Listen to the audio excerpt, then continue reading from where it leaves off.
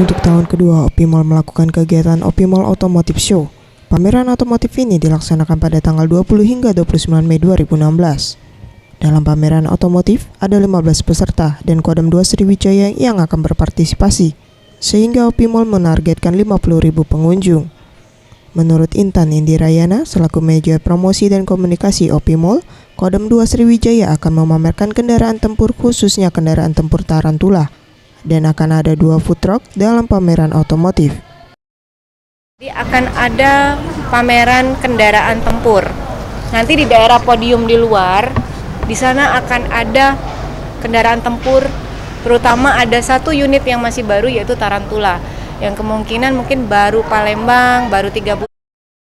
Tidak hanya kegiatan pameran, namun juga edukasi serta beragam informasi dari kegiatan otomotif. Mega Dwi Handayani, Farel Dwi Satria, Sriwijaya TV.